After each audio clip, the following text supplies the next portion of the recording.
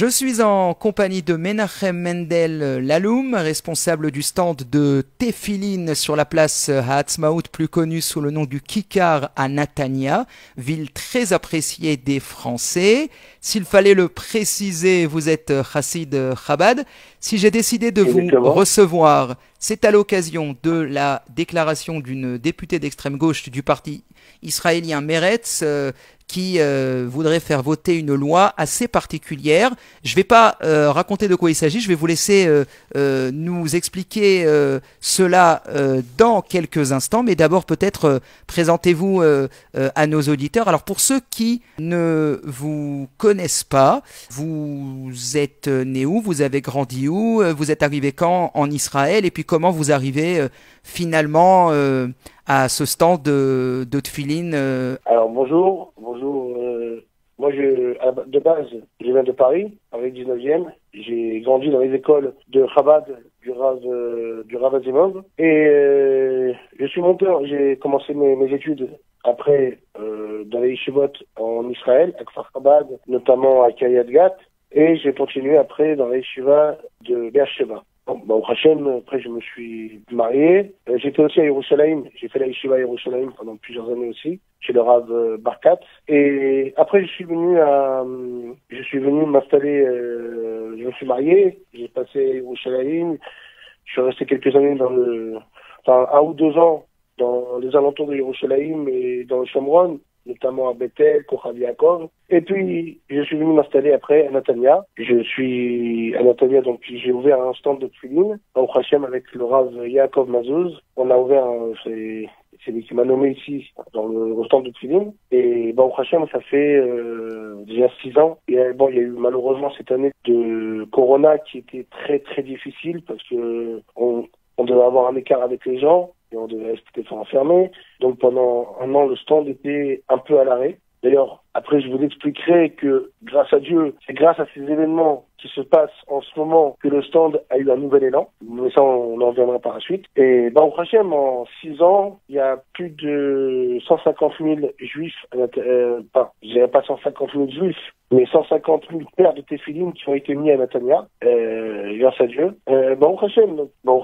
aussi, je suis père de 6 enfants, grâce à Dieu. Et donc, on continue tout le temps. Le stand continue chaque jour, au Hashem. On va maintenant un peu raconter c'est quoi cette loi qui a tellement fait parler d'elle. Une loi, malheureusement, très dure pour le judaïsme. C'est une loi, à la base, cette loi, elle était déjà mise sur la table à la dernière Knesset. Mais elle n'a pas été validée, elle était prête à être mise. Et cette loi, à la base, concernait les stands de Tefilin, mais elle a été améliorée par Tamar Zandberg, qui est une députée de Meretz. C'est elle qui a fait cette loi, mais elle l'a arrangée. Avant, elle parlait que des stands de Tefilin. Maintenant, c'est plus que les stands de Tefilin. Même les sichot, les sichot à Shavua, les sidra de la semaine, même ça, si je viens demain et je donne à un jeune une sidra de la semaine, ou bien si ma femme donne une bougie de Shabbat à une autre femme, à une fille qui a moins de 18 ans, elle risque 6 mois de prison. C'est quelque chose qui est incroyable. Pour revenir à une telle condamnation, il faudrait revenir à l'époque de l'URSS ou à l'époque du KGB. C'est quand même quelque chose qui est dramatique, parce qu'on est quand même sur la terre d'Israël. Et quand on est sur la terre d'Israël, voir une chose pareille, ça fait mal au cœur. Surtout si ça aurait été un parti arabe qui nous met une loi comme ça, pour encore comprendre. Mais quand c'est un juif qui met une loi comme ça, alors certes, c'est un juif qui n'est peut-être pas encore pratiquant, et surtout quand elle dit dans l'information qu'elle-même allume les bougies de Shabbat et que son mari met les téfilines, il faut un peu revenir quand même sur les faits elle fait partie quand même du camp des réformistes. Mais bon, je veux pas trop rentrer dedans puisque le but n'est pas de rabaisser l'un ou rabaisser l'autre. Le but est de montrer les faits tels qu'ils sont. De venir interdire à quelqu'un de donner à quelqu'un une bougie de Shabbat, de donner une sidra de la semaine ou de mettre tes filines, c'est quelque chose qui est très grave. Pourquoi? Parce que on n'arrête pas, la gauche n'arrête pas de nous dire démocratie, démocratie, démocratie. Et là, on vient et on nous dit que la démocratie n'existe pas pour la religion. C'est triste quand même. On est arrivé quand même à une situation qui est triste. On voit que la démocratie existe pour les terroristes, mais elle n'existe pas pour des choses essentielles comme la religion. C'est quelque chose qui est très dur à accepter. Mais Baruch Hashem, vous savez, chez Chabad, on a Baruch Hashem avancé à chaque fois. On a vécu des moments, je suis en train de vous dire, on a vécu. Moi, certainement, je les ai pas encore vécus, je les ai pas vécus ces moments-là, puisque c'est des moments qu'il y a eu à l'époque du KGB, à l'époque de tous ces dictateurs qui ont essayé de nous enlever le judaïsme. Mais aujourd'hui, le KGB n'existe plus. Aujourd'hui, le communisme n'existe plus. Aujourd'hui, tous ces dictateurs-là n'existent plus. Mais Chabad est encore là et Chabad est encore plus forte. Tous ces dictateurs-là sont venus pour qu'une seule chose, pour nous renforcer, pour nous montrer que malgré les difficultés, il faut faire plus et encore plus. Et aujourd'hui, grâce à Dieu, on voit ce qui se passe. On voit des choses qui sont incroyables. C'est incroyable ce qui se passe. Quand on voit qu'une chaîne de télé, qui est la chaîne 20 d'information en Israël, 3 journalistes, on parle de 3 journalistes, dont le journaliste principal qui s'appelle Boaz Golan, en plein milieu, on ne parle pas qu'ils ont arrêté le journal télévisé. En plein milieu du journal télévisé, on voit les 3 avec les tefilines en train de faire Shema Israël, mais c'est quelque chose d'extraordinaire, c'est quelque chose qu'on n'aurait jamais pu imaginer. Donc d'un côté aujourd'hui, je dis merci à Tamar Zandberg. Je dis merci. Merci que grâce à elle, il y a des gens qui n'ont jamais mis les tefilines de leur vie, qui sont venus au stand mettre leur tefilines. Merci qu'il y a un réveil, elle a réussi par ses décrets à unir le peuple. À unir le peuple et autour de quoi? Des tefilines, qui est la base de notre religion. Et encore plus, quand elle a fait ça? Pendant la guerre, dernière guerre qu'il y a eu à Gaza. Et on sait très bien, il y a marqué que ils verront le nom de Dieu qui est inscrit sur toi et ils auront peur de toi. Là-bas, ça m'expliquait de quoi on parle, c'était Philine de la tête. Alors je peux lui dire merci. Pourquoi merci? Parce que grâce à elle, on a gagné cette guerre sans qu'elle le sache. Grâce à ce réveil-là, il y a de plus en plus de juifs qui mettent les téfilines. Et comme il y a plus de juifs qui mettent les téfilines, il faut savoir qu'à chaque fois qu'un juif met les téfilines, on fait des louanges sur Dieu. C'est marqué dans le Midrash qu'à chaque fois qu'un juif, dans les commentateurs, qu'à chaque fois qu'un juif met les téfilines, on dit des louanges sur Dieu, mais Dieu lui aussi met les téfilines. Et il dit des louanges sur le peuple juif. Donc on est en train de réveiller l'amour que nous on a envers Dieu et que Dieu a envers nous. Et c'est pour ça que le bon Dieu en ce moment nous fait des miracles extraordinaires. On est en train de voir des événements extraordinaires. Quand on voit en Israël aujourd'hui qu'on peut sortir sans masque, qu'on peut se promener dans la rue, mettre des téfilines aux gens, être sans écart, sans rien, alors que dans le reste du monde, la plupart est encore enfermée, c'est quelque chose qui est inconcevable. C'est quelque chose qui est inconcevable. Pourquoi? Parce qu'on a un pays, on est un peuple qui est uni. On a un peuple, on est le peuple juif. On a un peuple qui aime bien être proche l'un de l'autre. Donc, au début, quand ça a commencé, cette pandémie du corona, j'étais en train de me poser la question de me dire, mais est-ce qu'on va réussir à se séparer? Est-ce que comme on est unis, ça partira jamais, puisqu'on va à chaque fois se recontaminer, et on voit qu'au contraire, l'épidémie, elle est partie encore plus vite que dans n'importe quel pays. En Israël, l'épidémie, elle est partie. Et on est en train de vivre des moments, juste après, on a une guerre. Je parle pas malheureusement des épreuves aussi qu'on a eues, malheureusement, avec Néron, Rabbi Shimon Bar Yochai. Mais il y a quelqu'un qui a sorti un mot qui est magnifique, qui dit, l'Akba Omer cette année, malheureusement, on n'a pas pu le fêter, parce que c'était trop dur. Shavuot en Israël, la moitié du pays n'a pas pu le fêter. La moitié du pays était dans les abris. Si Dieu veut, cette année, nous ne gênerons pas Tisha B'Av. Nous verrons la Géoula. Parce qu'on est en train de voir qu'aujourd'hui, le monde est en train de changer. On est en train de voir, alors, il y a des gens qui vont commencer à me dire, oui, mais regarde ce qui se passe dans le gouvernement. Arrêtez. Ça, c'est pour nous mettre un peu de brouillard dans les yeux. On a l'impression de voir autour de nous que c'est noir. Ça, c'est automatique. Dès qu'il y a trop de lumière, on a l'impression de voir des fois des reflets de noir, des reflets d'obscurité. Mais cette obscurité ne tient même pas. Nous-mêmes, on le sait très bien, que ce gouvernement, si Dieu veut, ne tiendra même pas. Et même s'il monte, il pourra rien décréter. Pourquoi? Parce que c'est pas un gouvernement qui est uni. C'est un gouvernement qui est basé sur une haine du Premier ministre Benjamin Netanyahou. C'est pas un gouvernement qui est soudé. C'est pas un gouvernement qui a une idéologie ensemble. Non, rien de tout ça. Rien de tout ça.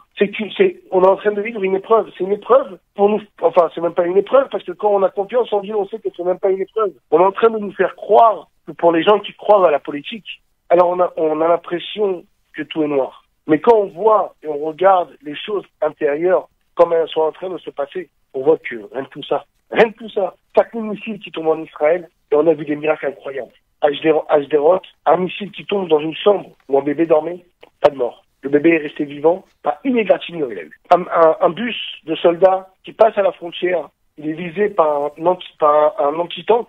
Je sais pas si vous savez, un anti-tank, même un tank, c'est très très dur pour qu'il puisse ne pas exploser avec un anti-tank. Et là, c'était sur un bus. Et le bus, il a eu un impact.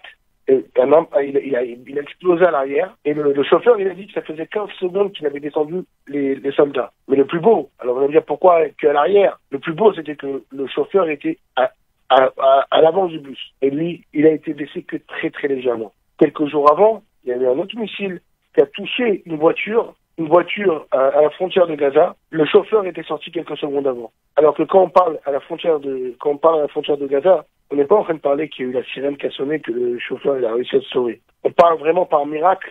Il est sorti de la voiture, et au moment où il est sorti, le missile a défoncé la voiture. La voiture a été plus là. Elle, par contre, elle a brûlé complètement. On est en train de voir des miracles. Le rabbi de Lubavitch nous dit, remerciez Dieu des miracles que vous avez, des miracles que vous vivez, et ça, c'est ça qui ramène la Géoula. Un père, quand on lui dit merci, un père, quand on le remercie de ce qu'il nous donne, il a envie de donner encore plus. Il voit que son fils, il est reconnaissant, il a envie de lui donner encore plus. Quand on remercie Dieu de tous les miracles qu'on est en train de vivre, on est en train de vivre des miracles qui sont incroyables. Je vous dis la vérité, c'est des miracles que même, j'entends les journalistes à la télé, pendant la guerre, les journalistes eux-mêmes n'y croyaient pas. Il y a des trucs qui étaient incroyables. À Beersheba, il y a un missile qui a défoncé toute une usine. Il y a eu aucun blessé. Toutes les voitures devant, elles ont toutes été cramées et tout, rien du tout. Et à Ashdod, il y a un missile qui tombe entre tous les immeubles, entre plusieurs immeubles habités, les gens ils habitent, aucun blessé. À Ashdod aussi, il y a un missile qui est tombé dans un immeuble. L'immeuble, j'ai vu l'impact, il est énorme. L'immeuble était en travaux. Il y a eu un autre missile qui est tombé à Ashkelon. Boum, entre 4 immeubles. Mais on est en train de vivre des miracles. Mais est-ce qu'on va reconnaître que c'est des miracles ou bien on va croire que tout est naturel? Et c'est pour ça qu'elle est venue. Elle est venue pour nous rappeler, allô, réveillez-vous. Elle est en train de nous demander une chose. Tamar Zenberg, elle est en train de nous dire, ça a un prix, mettre les tefilines. Normalement, quand on met les tefilines à un juif, ça a un prix. Sachez qu'il y en a qui ont pris 6 mois de prison, et même plus qu'en Sibérie, il y en a qui ont pris au KGB. Sachez que ça prend 6 mois de prison. La loi n'a pas été votée encore. La loi ne sera pas votée, si Dieu veut. J'espère de tout cœur qu'elle ne sera pas votée. Même si elle est votée, de toute façon, on continuera quand même. C'est pas ça qui va nous faire peur. Mais je suis en train de vous dire que je pense qu'elle ne sera même pas votée. Cette loi est juste pour venir nous rappeler ce que les Juifs ont vécu en Sibérie, au KGB, en Russie soviétique, tout ce que les gens ils ont vécu pour pouvoir diffuser le judaïsme. Et là, aujourd'hui, on est en train de nous réveiller, de nous dire, vous avez la possibilité de le faire. Faites-le. Il faut signaler que, comme vous l'avez dit, il y a eu beaucoup de personnes qui n'ont pas mis les tefilines depuis de nombreuses années ou peut-être jamais, qui sont venues mettre les tefilines. Alors comment ça s'est passé chez vous à Natania, votre stand de tefilines? D'habitude, vous avez combien de personnes? Et là, il y en a eu combien de plus? Et puis, quel genre de personnes sont venues particulièrement ces derniers jours? Alors, à la base, j'avais, à l'époque, avant le Corona, il y avait énormément de personnes. Énormément. On avait 150, 200, des fois 250 personnes par jour, ça arrivait. Maintenant, il faut savoir que, malheureusement, à cause de la situation qui est encore dans le monde telle qu'elle est, même si en Israël, Baruch Hashem, on a des miracles, mais dans le monde, le Corona n'est pas encore fini. Donc, malheureusement, Natania, c'est une ville touristique. Le tourisme est quasiment, je dirais pas qu'il est mort, mais il est quasiment nul. Donc, il y a beaucoup moins de gens. Mais quand on voit les gens par rapport à il y a 2 mois et les gens d'aujourd'hui, c'est incroyable. Ça veut dire, et les gens me disent, je t'ai ramené une personne avec moi. Je dis, ah bon? Ben, Kolakavod. Il me dit, non, c'est pas à moi qui fais de la Kolakavod, c'est à Tamar Zenberg. Je lui dis, ah bon? Il me fait, oui, grâce à elle, je t'ai ramené quelqu'un. Alors que le type, c'est quelqu'un qui n'a pas encore une kippa sur la tête, qui fait pas encore Shabbat, qui mange pas encore kasher, qui décline, il n'est pas encore tous les jours. Et malgré tout, il a été me ramener quelqu'un. C'est quelque chose qui est exceptionnel. Non seulement lui, il vient les mettre, mais il ramène quelqu'un avec lui. Et j'ai même, je vous dis, à Natania, c'est quelque chose qui a pas, je crois que dans les autres villes, c'est pas comme ça. Une fois, il y a quelqu'un, apparemment, qui est d'une autre ville, il m'a appelé la police elle arrive, et la police elle me regarde, elle me dit, qu'est-ce qui se passe? Et la personne me dit, mais c'est moi qui ai appelé. Elle me dit, ah, c'est toi qui as appelé? Ah, ok. Et il me regarde à moi, il me dit, il t'embête? Et je dis, non, il m'embête pas, je sais pas, moi, je lui ai rien demandé, je sais pas ce qu'il veut. Et il regarde à lui, il dit, c'est quoi le problème? Il dit, mais c'est moi qui vous ai appelé, pourquoi vous demandez à lui si l'embête? Il dit, mais pourquoi vous nous avez appelé alors? Il dit, bah, parce que il se met là, il a pas le droit de se mettre là, il me dérange. Et le policier me retourne vers moi, il me dit, si t'as un problème avec lui, tu nous appelles. Ça veut dire, jusqu'aujourd'hui, ils font des rondes, à chaque fois, ça arrive plus. Ça arrive qu'une fois. La vérité, Baruch Hashem, à Natania, Baruch Hashem. Mais j'ai la sécurité, des fois, qui fait quand ils font des rondes c'est des pakachim, c'est les contrôles de la mairie. Et à chaque fois qu'ils viennent me voir, et ils me disent, s'il y a un problème, tu nous appelles, s'il y a un problème, tu nous appelles. Baruch Hashem, j'ai aucun problème, moi. Tout le monde il n'y a aucun problème à Natania. À Natania, Baruch Hashem, c'est exceptionnel. Par contre, à l'époque, quand je faisais la même chose à Tel Aviv, c'était plus compliqué. Mais je veux quand même revenir sur ça. Quand c'est plus compliqué, c'est encore plus fort. Pourquoi? Parce que plus il y a de travail à faire, plus c'est beau. Pourquoi? Parce que on va voir des fois des gens qui ont des boucles d'oreilles, qui ont des tatouages. Moi, ça m'est arrivé à Natania. Une fois, j'ai mis une fille à quelqu'un qui avait des tatouages de la tête jusqu'au pied et qui avait des boucles d'oreilles de partout. Et il est venu, il m'a dit, moi, les tefilines. La vérité, j'avais les larmes aux yeux. Il dit, comment? Mon Dieu, comment il a pu faire tout ça, ce type-là? Et j'ai dit, avec tout ça, il vient mettre de tefilines. Merci, mon Dieu. Mais c'est quelque chose qui est, Baruch Hashem, on voit le réveil qui est en train de se passer ces dernières années. Il y a un réveil énorme. Et je crois que c'est ça qui dérange un peu l'extrême gauche. Elle a peur de ce réveil-là. Elle remarque que ce réveil va lui coûter cher dans son électorat. Puisque eux, ils regardent ça. Malheureusement, l'extrême gauche et la gauche comptent un peu sur cet électorat-là, l'électorat d'extrême gauche, anti-religieux. C'est ce qui leur intéresse pour pas disparaître de la carte politique. Donc des fois, ils se servent un peu de ça pour qu'on entende parler d'eux. Parce qu'il n'y a rien d'autre. Malheureusement, je vais vous dire quelque chose. Pourquoi une cloche sonne alors qu'une bouteille pleine ne sonne pas? Quand la cloche est vide. Quand on secoue une cloche, comme elle est vide, elle sonne. Une bouteille qui est pleine, on la secoue, elle ne fera jamais de bruit, même si elle est pleine de fer ou quoi, elle ne fera pas de bruit si elle est pleine. C'est pareil. Ces partis de gauche, ils font beaucoup de bruit parce que justement, ils sont vides. Il n'y a rien. Ils n'ont aucune loi à ramener. Il n'y a rien à ramener. Tout ce qu'ils veulent ramener, malheureusement, c'est obscur. Ils veulent nous ramener les lois pour nous ramener les civilisations grecques, comme les Grecs à l'époque. Même quand j'entends Tamar Zenberg faire ces lois-là, si je voyais pas le résultat, j'aurais eu mal. En voyant le résultat, ben, la vérité, chapeau, c'est ce que je vous dis. Elle fait plus de travail, des fois que ce qu'un chaliar Chabad il pourrait faire. Elle a ramené plus de gens dans les stands de Tfilin que ce qu'un chaliar il pourrait faire. De partout, en bas de chez elle, il y a 40 personnes qui sont venues mettre des Tfilin, qui ne les mettaient pas. Ils étaient une centaine là-bas. On est en train de voir des choses, c'est incroyable. Le peuple juif, il a un secret. Le secret du peuple juif, il est au début du Sefer Shemot. Au début, parce que Ve'ele Shemot ben Israël, Abaïm Traïma. Le peuple juif, il commence à partir du Sefer Shemot, on commence vraiment le peuple juif, on voit la création du peuple juif. Les tribus commencent à donner naissance à tous les enfants, Moshe Rabbeinu, et donc le peuple juif commence à cette époque-là. Là-bas, il y a marqué quoi? Hein? C'est marqué le peuple juif, plus tu vas le bloquer, l'étouffer, plus il va grandir. Tu vas dire, on va essayer de le faire souffrir. Tu vas pas le faire souffrir. Tu vas le faire rien que augmenter. Et je vais vous donner un exemple de folie.